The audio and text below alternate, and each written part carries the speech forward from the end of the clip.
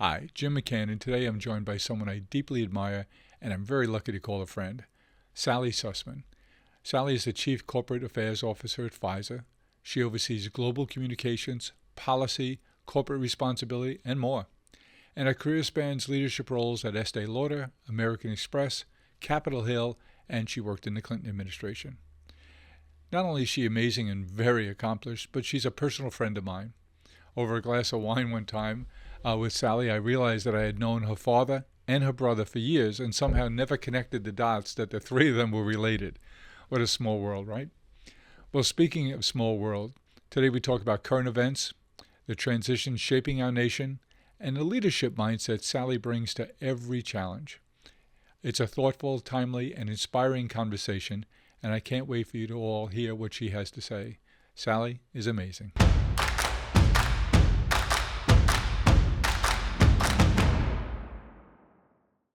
Well, today I get to chat with a friend. Susie Sussman's been a communications guru for a long, long time, for all of her 10 years of her work experience, or maybe a couple more.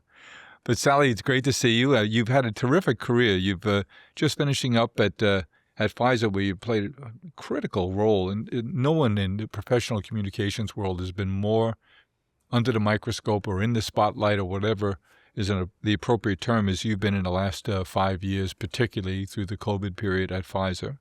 But before that, I know you've worked at the Estee Lauder companies and at American Express. As you think about your career, and I know you wrote a book in 23, it came out called Breaking Through.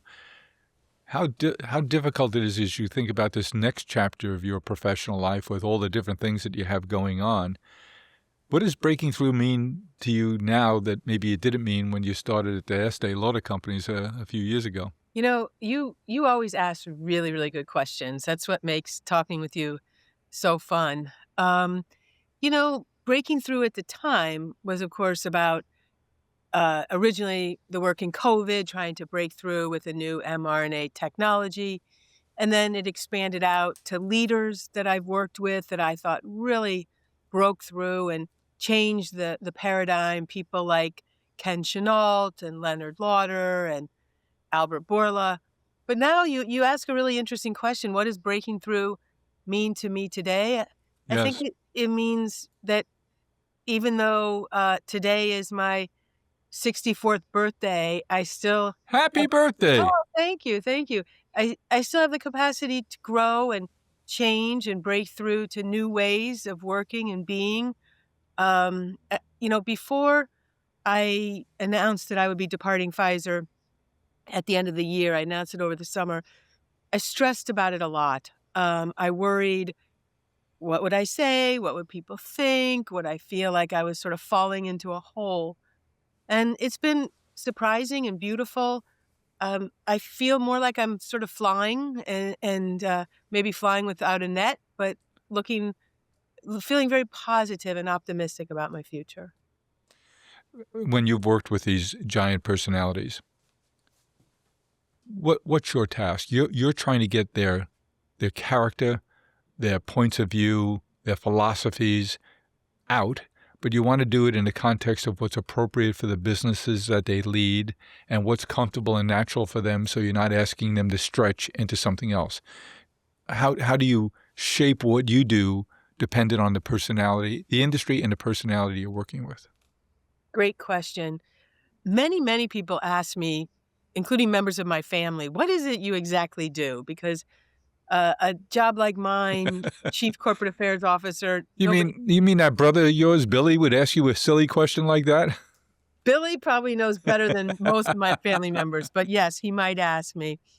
And I've really seen my role develop into building bridges between these important companies and the important publics that shape them. In today's corporate world, companies don't exist in an ivory tower or on a safe, sacred hill. They're in the middle of issues and challenges and scuffles.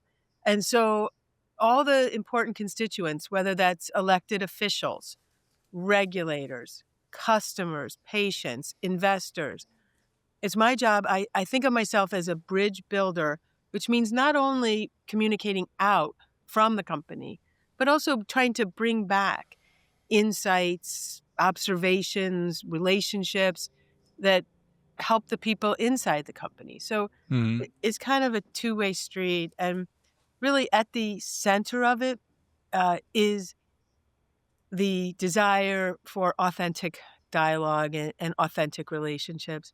I had a really funny experience once where a senior executive called me into her office, closed the door, and said, "Sally, I need you to hire a communications expert for me, a consultant." I said, "Well, okay, why?" And she said, "Because I need someone to make me authentic." um, so that's something I can't do, but I can help people to develop skills, confidence, practice, so that their authenticity can come through and people feel it, and it helps so much. Now, having been the head of communications in large public companies, do you start out with a stakeholder map? You have your board, you have your internal leadership, you have your internal stakeholders, you have an investor community, you have, in the case of Pfizer, you have the academic community, you have the scientific community, you have the regulatory community. Do you start out with each company with those different stakeholder maps in mind? Well, we certainly draw out the stakeholder maps, but I'd like to start with what is my perceived outcome? What is the goal I hope to achieve? I think that the worst thing a communications or corporate affairs department in a company can do is be off agenda, to be off the point. The Hmm. departments like the one that I've led, they don't have an objective outside the objectives of the company. Hmm. And sometimes they lose their way with something like that. So, for example, during the pandemic, I said to myself, our job is to build confidence in this vaccine. And then we build out the logical stakeholders from there. And I really like to almost start with an imaginary headline in a newspaper. What would I like that headline to say a year from now or 2 years from now? And I whether learned that, I learned that from you. We do that around here all the time. well, you must have somehow, maybe I learned it from you. You do the same thing? Start out with, what do you want the story to be? Hmm. What do you want people to write about what you've done this year? Exactly. And then you back into it. Well, who's going to support that story? Hmm. Who do you need to be a point of credibility or a proof point in that story, and back into that? I think it's just a great way to work. Well, I learned so much from my time in Washington. My first job was on Capitol Hill for 6 years. And then I came to New York for a couple years and went back. As you said, I worked in President Clinton's administration. I actually worked directly for Ron Brown, who was the Secretary of Commerce at the time. And he himself, my job was to lobby on behalf of the administration up on the Hill for their Hmm. objectives, to get their nominees approved, to get their budgets passed, to get their ideas put into legislation. What a great place to be. The fellow there who's the CEO now is a good friend, Steve Squeri, and I think he's done a remarkable job at American Express. I think he just gets it, what they are, what they're good at, what they should be, and he doesn't get distracted. He's quite the guy. I know Steve just a little bit, but I admire him a lot. And the company is a great company. It's a really great company. So you must know my friend Melissa Moss. Doesn't everybody know Melissa Moss? It's That's a correct. redundant question. Not only do I know Melissa Moss, so Capitol Hill, New York, American Express, coming back for Bill Clinton, because I really want, I think now we're going to get it going and we've got a full Democratic House. But I had to interview with Melissa Moss. Who's a tough cookie. Woo, she's tough. And she put me through the paces. I remember I was, perspiring under her interrogation. And she hired me. We ended up working together at the Commerce Department for Ron. We are very, very good friends. When I had my book launch in 2023, she and her husband Jonathan and a couple other friends, they hosted the book party at Melissa's home. I mean, she's just a very dear friend. All right, let's go there. When I first heard of the mRNA virus platform for the vaccine, I began to wonder. It seemed like a wonder drug or a wonder platform for drugs. Might we expect, Sally, that we'll hear a lot more about that in the future, that particular delivery platform will be used for other things that we might go wow about? I think there's a lot of wow ahead of us right now. Some of it is what you say, Jim, the possible other uses for mRNA technology. Things like oncology have been discussed. I'm always a little nervous that I don't want to get out over my skis with a scientific conversation. But I also know that oncology is one of Pfizer's big focus areas. We acquired Seagen last year, and Yes. it's a wonderful oncology company from the West Coast.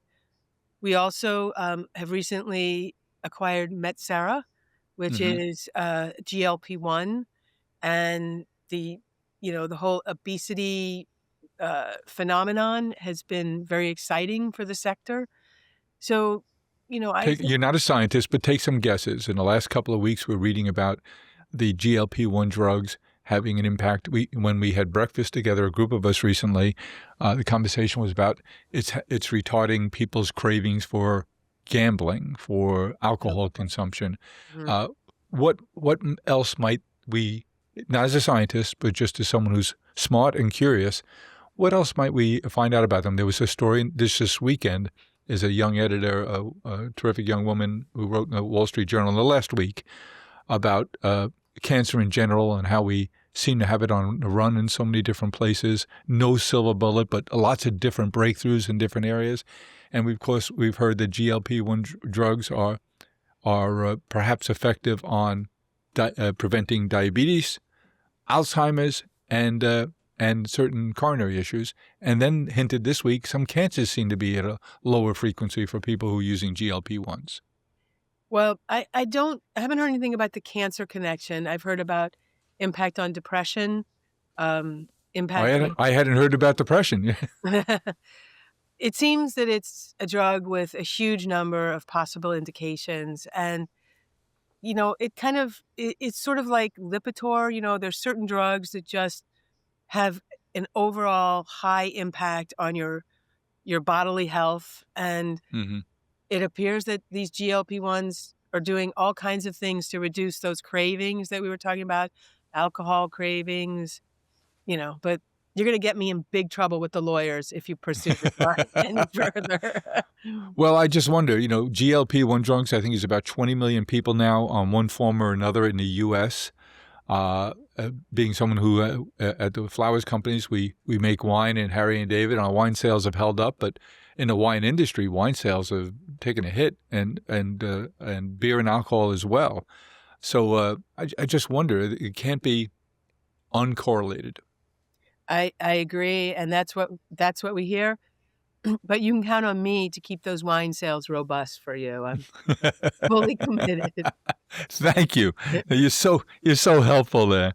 Tell me. Welcome to a wonderland filled with tasty treats, gourmet goodies, and holiday cheer. Harry and David premium gifts were made to sweeten your time around the tree, and you might even have a little left over for Santa. And yes, it's a transition for you, but I can see you're excited about living more of a portfolio life than being focused just on one industry, one business, a leadership team. I think you bring so much to the table that I think you're going to have a hard time disciplining yourself not to take on too much, because you're going to be so highly sought after. I know you already are. But as we stay on the political theme, when we gathered with some friends for breakfast a couple of weeks ago, you indicated that how much you were rooting for Mayor-elect Mamdani to be successful, and that you were playing a role of trying to connect him with the business community. I have to ask you, it's only recently that he made a little trip to a place you worked for a long time, Washington, D.C., and he had a meeting with a fellow who happens to be the President of the United States. Were you surprised by the outcome of that meeting or what it seems like it was? Well, I'm relieved, but Yes. I'm not shocked. If I could You just said tell you, you said in conversation with groups and individuals that he was awfully impressive. he's gifted. And if I could give context by just saying I only met him in late spring, early summer. And I only heard about him because my daughter and her friends were talking about him. Mm-hmm. And I consider And myself what were they saying? that he was going to win the mayor's race. Mm-hmm. And I thought that was nuts.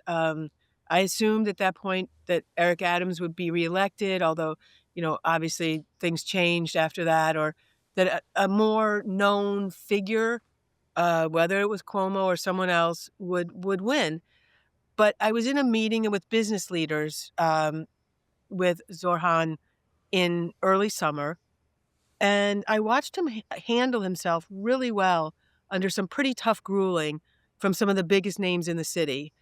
And after that, I called through a mutual friend and asked if I could come see him because I was very intrigued in this meeting. I thought, wow, he's 34. At that time, he was 33 years old, and he's going toe-to-toe with, the titans of New York City business. Mm-hmm.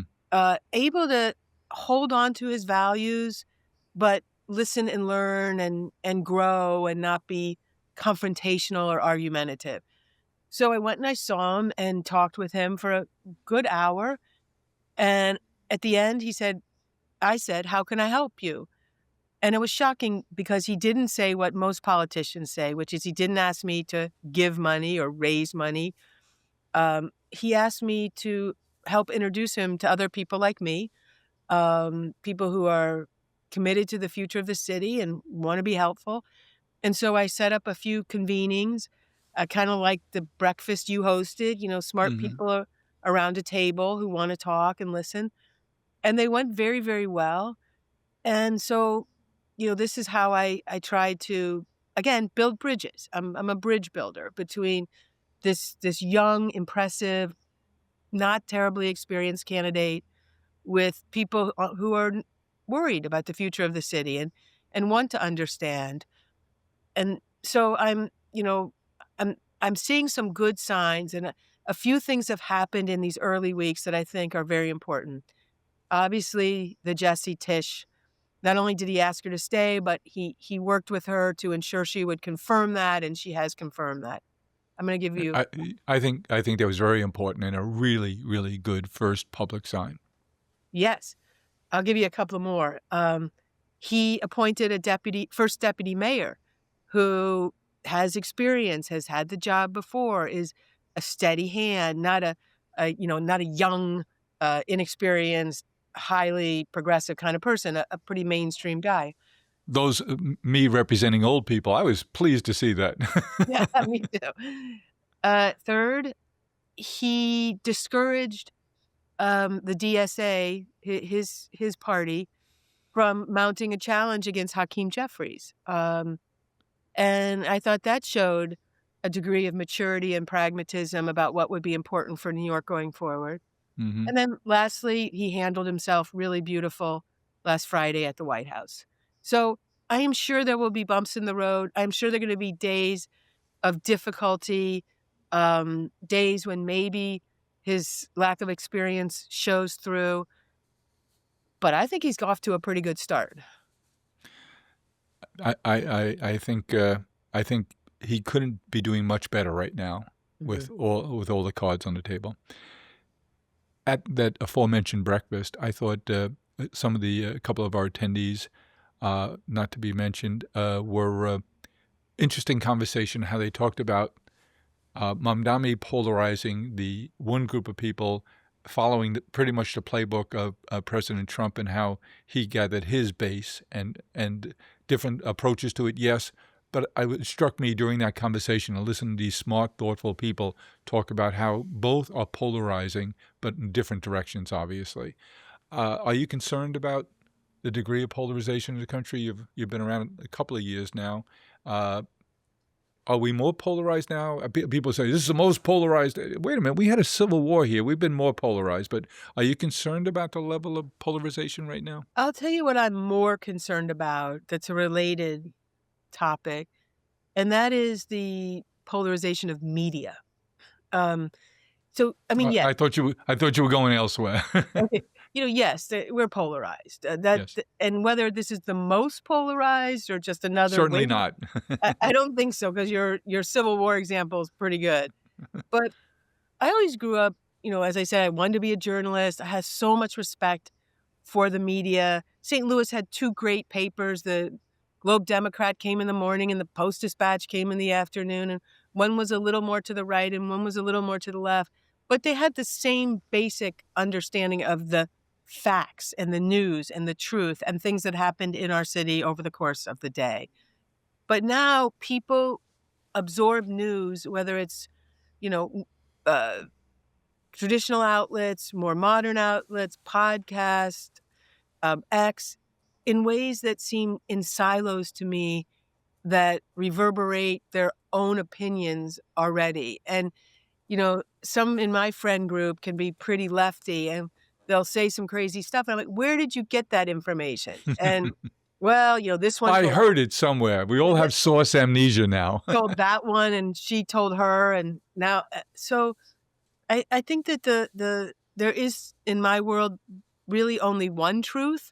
There can be more than one truth, but there are facts, and the facts need to be understood if we're going to have a civil and important conversation about politics and policy in the future of the country. Okay, but put your head of communications hat back on, and in the world that we live in now, with the communications facilities we have available to us, social media at all, ideas spread so quickly now, right, wrong, or fantasized. How do you manage to get the truth out? And you've reminded me, one of the things I hate most is when someone says, "It's my truth." Yeah. What is that? But in a world where it seems like wild stories can spread faster than anything because they're interesting, what do we do to manage the truth? I learned a big lesson in this vein during the pandemic when the night that President Trump had a debate with then challenger Biden. Mm-hmm. It was 2020, late in the year. And I was working a lot, but I took a break to watch this debate because I love politics.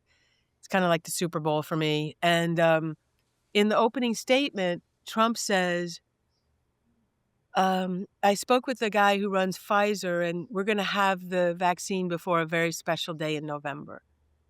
And when he said that, I spilled my wine. I was shocked because I knew we were racing like hell to get a vaccine as fast as we could, but it had nothing to do with political timings or an American election or any other election. And so I got on the phone with my boss and I started working with him to draft a letter that we wanted to send to the editor of one of the big newspapers or all the big newspapers to try to clarify that we move at the speed of science and we have to live up to our 175-year history, and that we would never cut a corner on something as important as this. And not a single newspaper would take my letter. Why?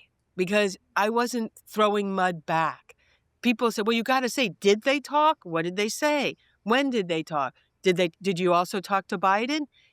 They only were interested in it if it advanced their particular view of the world. I was embarrassed that I couldn't get this letter published. I was frustrated because I'd worked so hard on it. And so I decided to just put it up on the Pfizer website. Well, guess what happened? It went viral. All those outlets that had to run it. Had to run it. And I learned that to get the truth out, go direct. Yes. Go direct to people.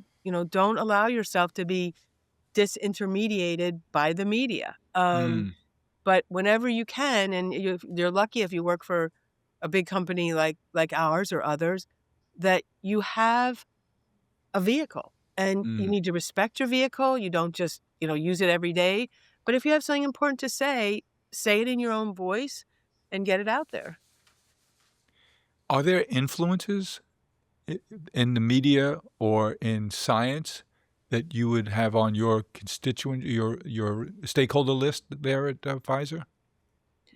Well, I mean, we work with the health ministers around the world. And when I travel, I visit with them.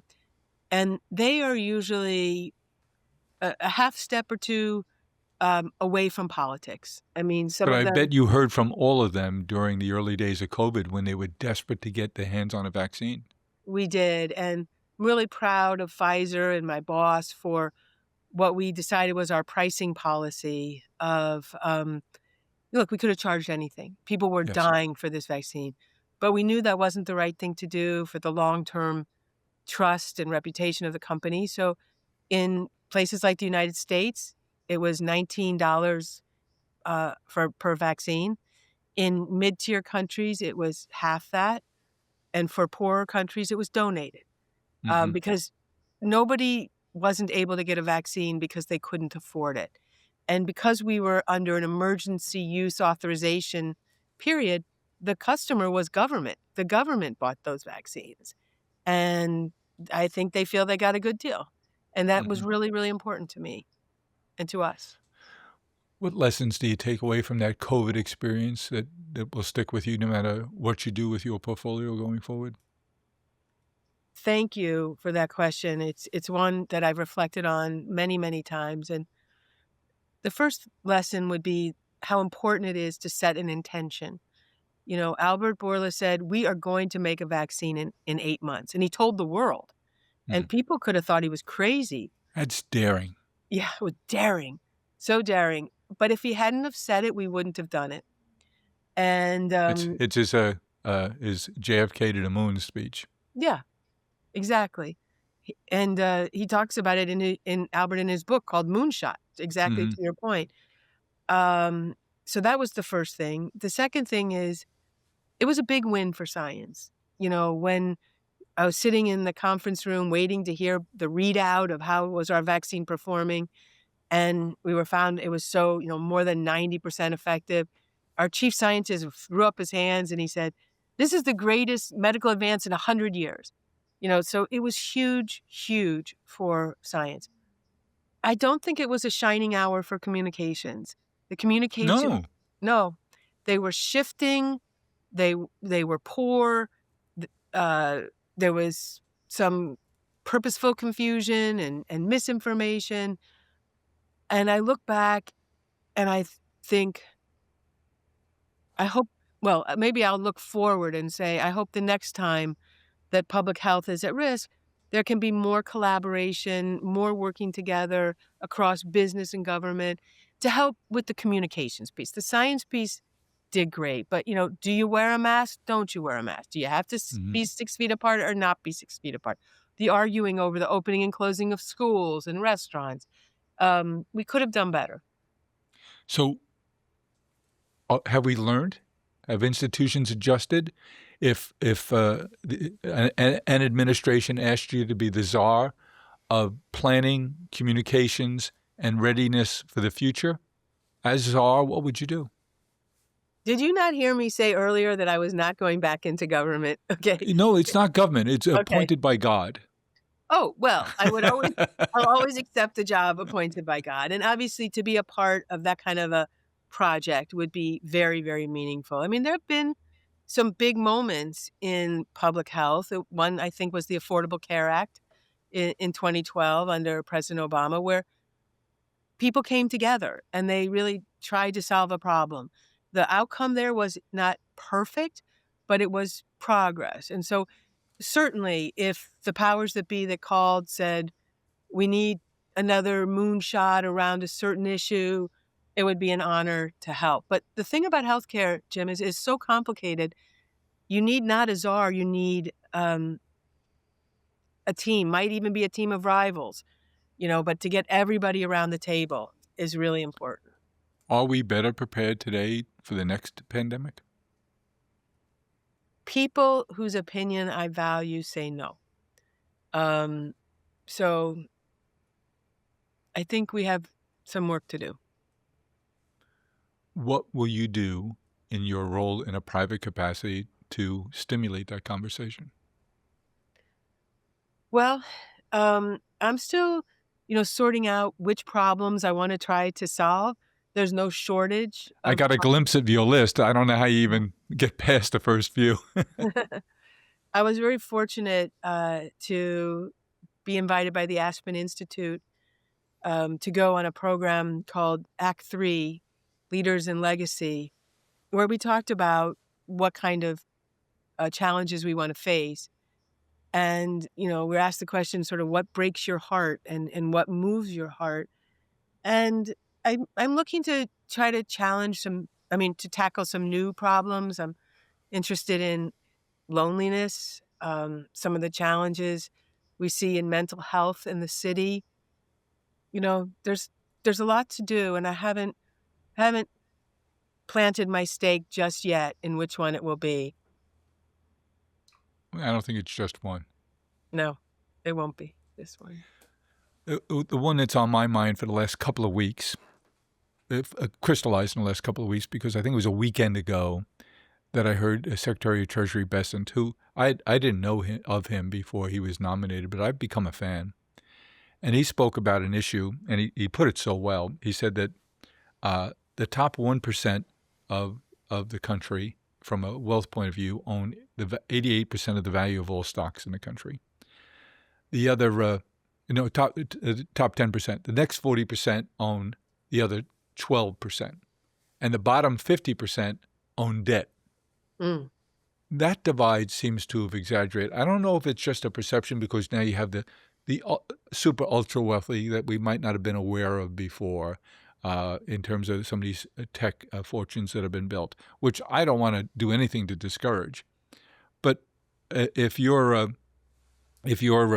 under sodium pentothal and asked by a group of friends about how do we work, and I'm sure you were asked by the mayor-elect, whose whole platform is around affordability. How do you?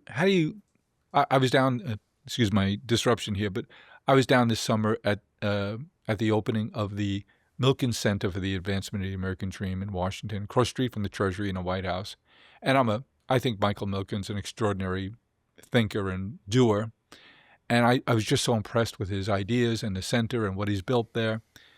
How do we get back to helping people to pursue the American dream? It's corny things like owning a home and a little white picket fence and focusing on how can I help my community to be better? How can I make sure my children are getting the best possible education? How am I getting them exposed to things that will matter in their life and making the next generation do better than mine?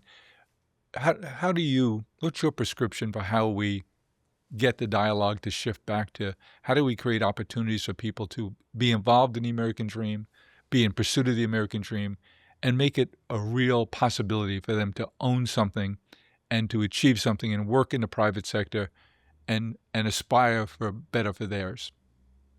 You put your finger on what I think is really tearing at the fabric of our country.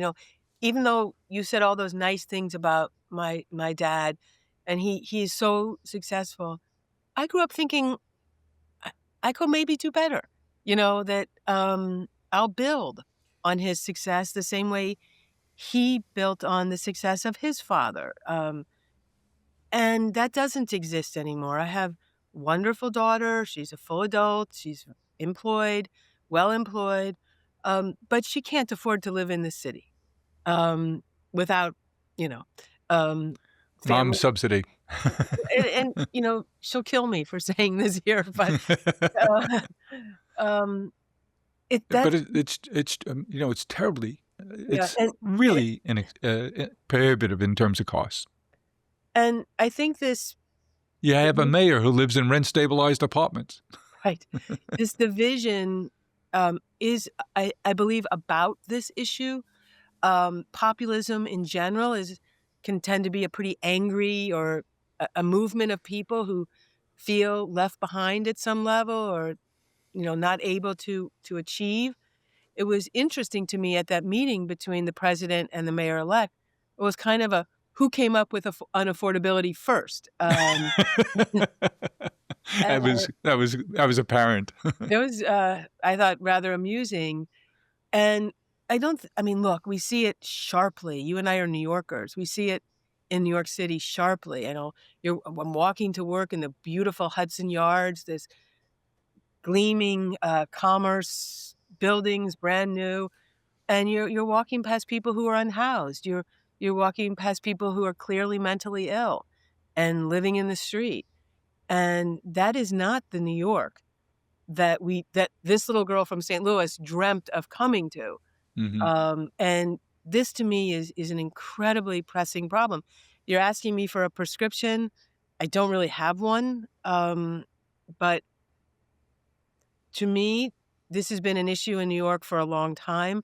I think this is what de Blasio was talking about and Eric Adams was talking about, but they are not as gifted as Mamdani in terms of being able to Articulation. Yeah, articulation. And so hopefully, we will come together as a city and as business leaders and people in, the not-for-profit sector and really put our heads together and finally make a dent in this situation, because it's not going to work if only wealthy people can live in New York City.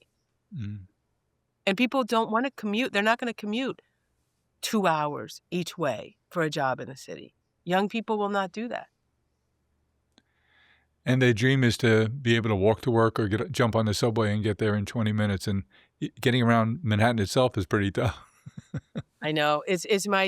I'm a big walker, and I love to walk the city. Me too. And I ride the subway increasingly because it's the only really way to get around. It's the best way to get around. Yeah, but you want to feel safe. You want to feel that your family is safe when they travel on the subway. I was in on Saturday night and I wanted to jump on the subway and my wife said, "No way, Jose." We laugh, but that's a serious problem. It is indeed. Well, Sally, I think you're going to be wrestling with a bunch of those problems. I'm so glad you raised your hand to get involved to try and build bridges between the incoming administration and the business community. That's so important that we try and find common grounds and try and find solutions. You're a pragmatist. You're smart. You're the real package on all things considered. I'm so glad for you professionally that you're viewing the world as a portfolio of opportunities for your next 50 or so years of hard work. And I think you'll make a big difference in a lot of different things. And I look forward to continuing as your friend and being the president of the Long Island chapter of your fan club. Well, I have to say, as always, I enjoy talking with you. You bring the most interesting people together, and it's really a joy to be your friend. So thank you so much, Jim. Thank you, Sally. Okay. What a pleasure it was to speak with my friend Sally Susman. Her journey from Capitol Hill to Pfizer's global stage is nothing short of remarkable. The clarity she brings to today's complex events always leaves me thinking differently and, frankly, much more critically. She's a leader with purpose, heart, and a true sense of responsibility. I'm grateful to share this conversation with all of you and hope it sparked the same reflection and insight it did for me. Thanks for joining us today. I'm Jim McCann, and I look forward to being with you next time.